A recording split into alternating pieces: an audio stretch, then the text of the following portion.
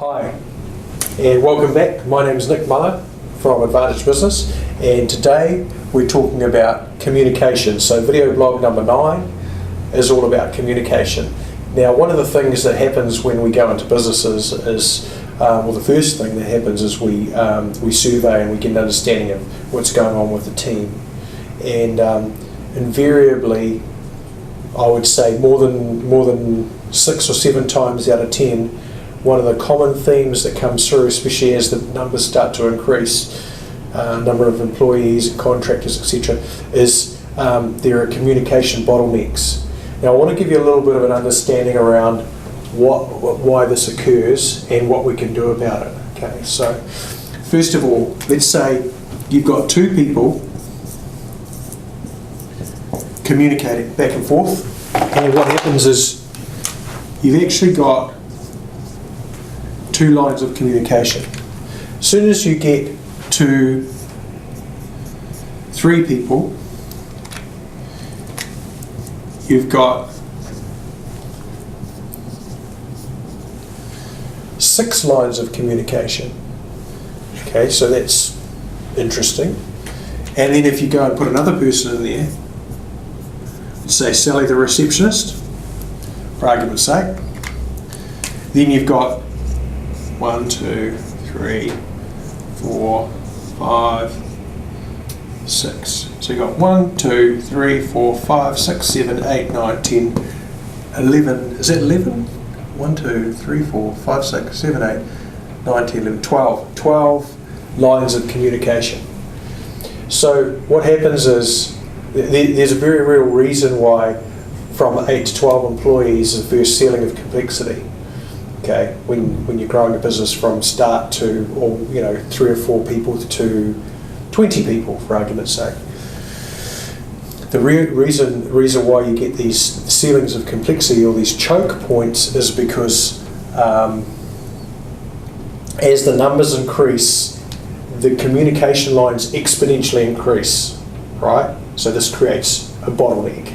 And essentially, if you're the decision maker, because you're a self-employed person, started off as a self-employed person, now you're trying to become a business owner and have systems run the business and people running the systems, what happens is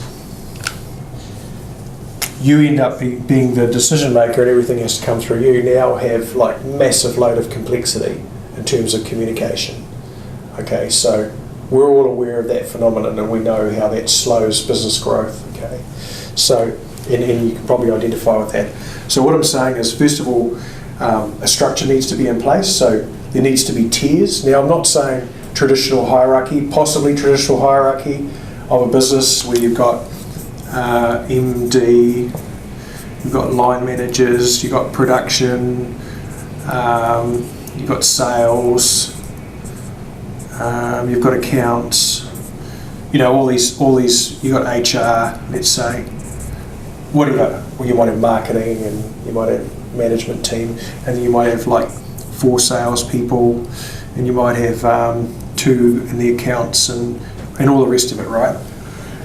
Or even wider, you might have you've got your production team, and you might have delivery.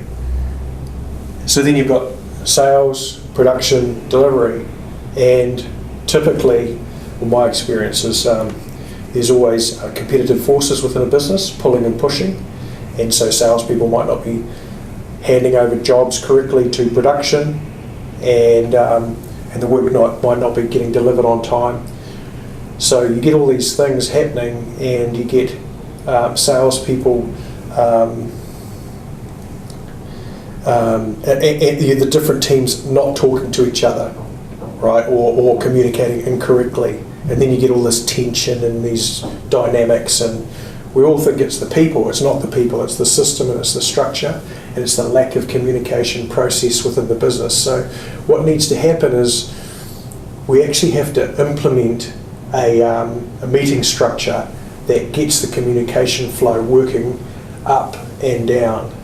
Okay, so by the end of close of play Monday or Friday or whatever day that works for you, everybody knows what's happening, and you can do this daily and you can do it weekly. So weekly on the bigger issues, say new jobs starting, work in progress, whatever, daily on within the teams. And there's a whole meeting structure that needs to be run. And if it is run well, what happens is all of this complexity disappears because you're proactively dealing with blockages. And in those meetings, you actually ask for, has anybody got any blockages? And the answer might be yes, okay, can we solve that right now? Yes or no? Do we take that offline? Can we talk about some numbers? And you might have some KPIs to talk to for the business or for that particular team. So in, say, production, you might have different KPIs than for sales, for argument's sake.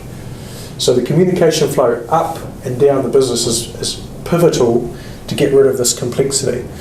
So let's say you're on the cusp. Let's just say you've crossing a bridge, no man's land, from 8 to 12 employees and contractors. And so you've just crossed the bridge and you've got 13 people. If you should you not choose to accept implementing a decent, productive communication program to deal with complexity and get everything out on the table and transparent, you will end up going back to 8 employees. Okay. Now, the reason I say that is because you can build all these systems and all those things, but at the end of the day, this is what will choke a business as the numbers grow. So, what to do about it? Well, talk to us, talk to your advisor. There's plenty of stuff online. We're happy to talk to you about this at some point.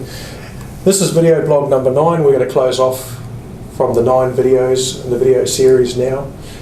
Please feel free to contact us should you wish to discuss it further.